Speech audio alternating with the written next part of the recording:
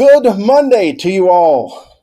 It's another fine week here at the home office in the LBC. I hope you're well. Last week I posted something on the old Facebook, or FB as the kids are calling it. My post was, I will now be replying to comments via video. Well, as it turns out, after making video responses to a few comments, I found that the videos don't show up in the thread the way that I had envisioned. So not to be deterred, and more importantly, not to waste content or time, I've decided to create a new segment called Lamont Gives Video Replies to Facebook Comments. Oh, and in case you were wondering, yes, that was also the working title. So let's begin and see if this turns into a thing. And by thing, I mean something that I'll do a few times, then realize it's way too much work and stop doing it altogether. What I have found is that nothing gets people more willing to comment than the topics of race and politics. Whenever I have thoughts about those two topics, people will come around. Now, this is not in the chronological order, but in the order that I saw them. So on October 22nd, while watching the presidential debate, President Trump made this comment. I'm the least racist person in this room. And I posted this. Being the least racist person in a room is still an admission of being somewhat racist. The correct answer is, I'm not racist. Someone tell your boy. You're welcome. So there were a variety of some funny and solid comments. I've selected to respond to this one by Simon Blackthorne, who is a comic out of San Diego, who I don't believe I've had the pleasure of meeting. And if we have, Simon, I apologize. I've done this a very long time, and I am disappointingly old.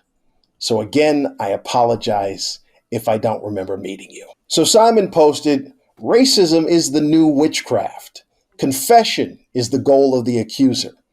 One remedy is to ask, do you insist that I am more racist than you are?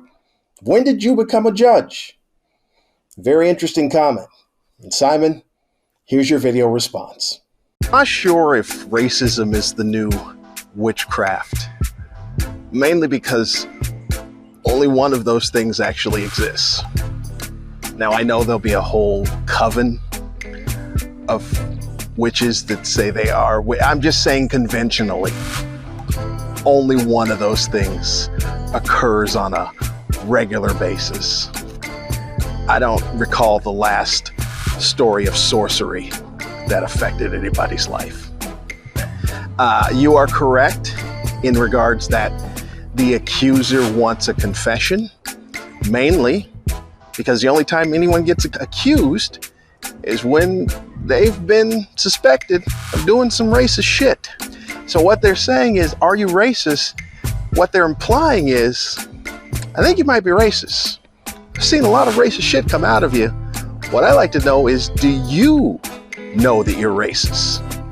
That's all implied in the 3-word accusation. Now I think about it, the majority of people who do racist stuff don't know that they're racist. I'm not saying all of them don't know, but I think a lot of them don't know. Accusing somebody of being a racist is an outside accusation. Nobody wears that around proudly. Nobody, hey, I'm a racist. They justify it. All those people that stood in line in the 50s when they were integrating schools and spitting on the black kids as they were going to school and yelling and screaming at them, they wouldn't identify as racist. You go, hey, that's racist. They go, no, I'm not racist, but ... I'd say the best remedy is don't do racist shit. Yeah, I think that's best. Don't do racist shit. Then again, that's just one wizard's opinion. Thanks for the comment, Simon Blackthorne. I look forward to meeting you someday, or meeting you again. I don't know. Simon Blackthorne, that's a very impressive name, like a character from a period piece. I'm Simon Blackthorne of the Blackthorns. It's very regal, like it should have Lord in front of it. Lord Simon Blackthorne. Okay, now I'm pretty sure he'll never want to meet me again.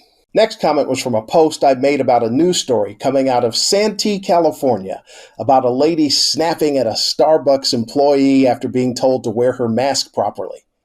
Here's a little clip of the story. It's not a law. It's not a law. And I can show you the penal code and everything. It's a hoax. Okay, I don't have to wear a mask. I'm not going to wear a mask. Okay. This is America, and I don't have to do what you say. Excuse me, you're Sean 2020. You need to leave. Thank you. No. Thank you.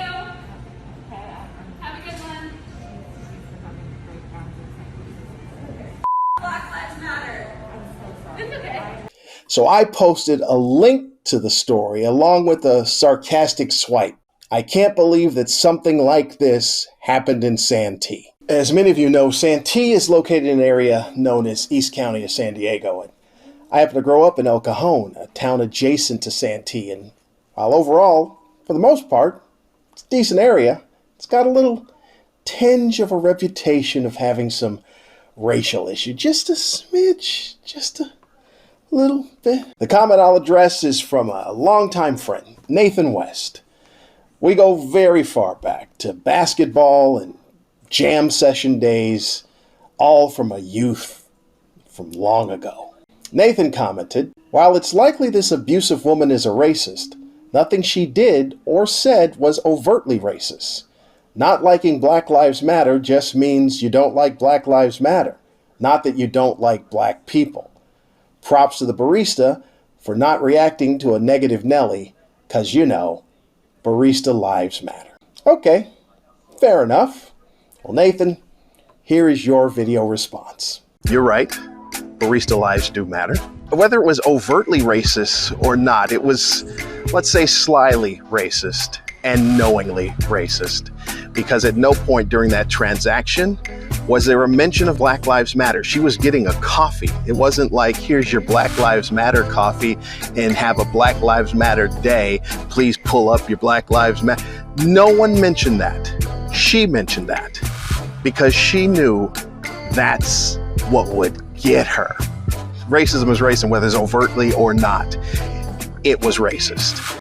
She saw a black employee and thought, I will get her by saying, fuck Black Lives Matter.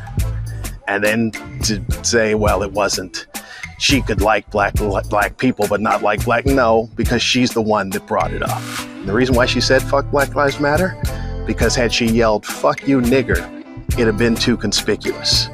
But that's what she wanted to say. While I understand the distinction between the organization and the movement that Nathan was referring to, this, however, is not that case. This is another one of those infringing on my rights, I know the law, yelling and screaming and going crazy, then invoking Trump 2020 to justify one's bad behavior. I'm so confused over this, here's my bad behavior, then yelling Trump 2020 thing. Are they saying this is the type of behavior that you can expect? Get used to it, Trump 2020? That's just bad behavior. How does saying Trump 2020 make it okay? I'm sure there are things that even the devil would distance himself from. Some evil person does something heinous. I killed all the children, Satan 2020. The devil's like, nah, that wasn't me, bruh. Yeah, that's all you.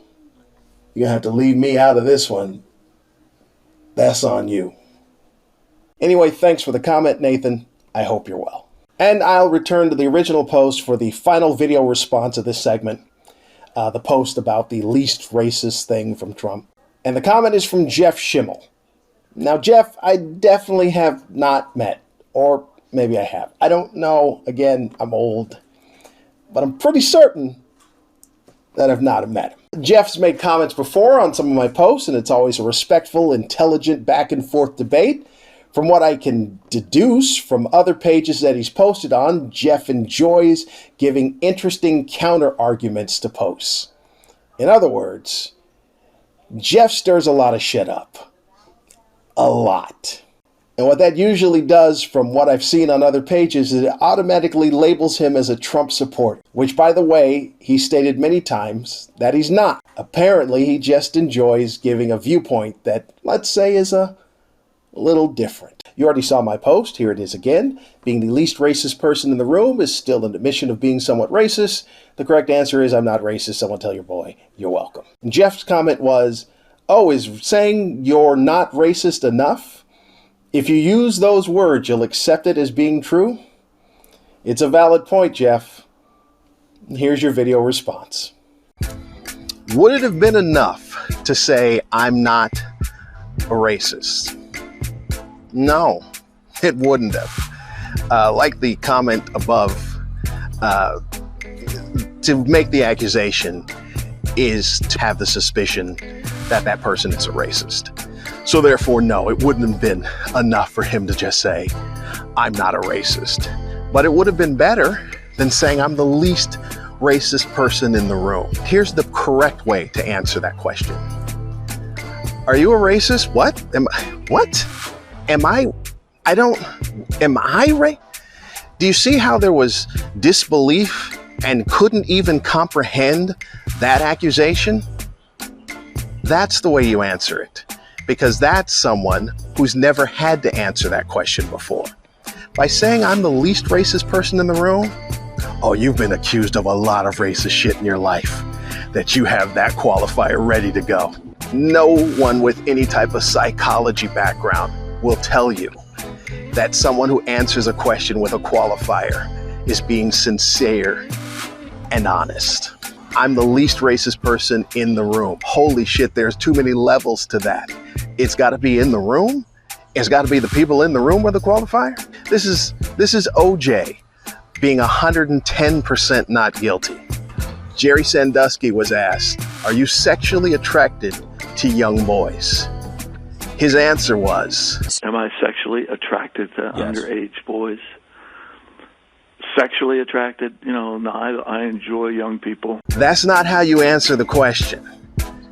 Should he have said he's the least sexually attracted to young boys in the room? He should have just said no. Not levels of degree of the composition in the room. Look, I'm saying Jeff comments to keep people on their toes. For the most part, all of Jeff's comments come with an undertone of, I'm just saying. So I do enjoy the repartee with Mr. Schimmel. I remember the first time I saw a comment from him on something I posted.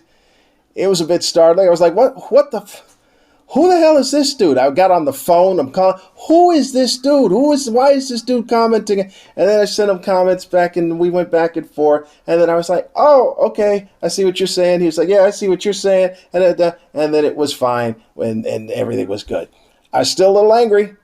So it's hard to be ramped up here and then you come all the way down here, but I get it. It's fine. So Jeff, thanks for the comment. I'm sure I'll be hearing from you some point again when I'm least expecting it.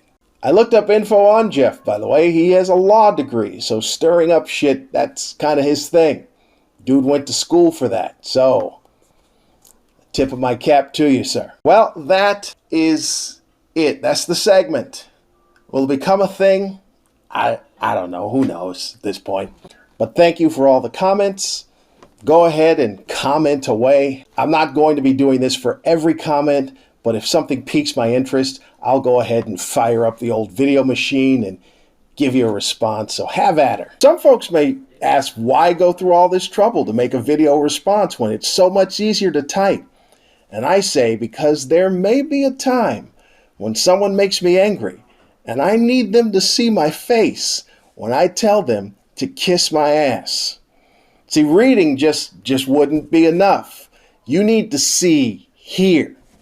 I need you to really feel that when I say kiss my ass. You need to feel all of this right here, that I meant that. I don't want there to be anything misconstrued in the tone when I tell somebody to fuck off. I mean, all the way off. Trump 2020.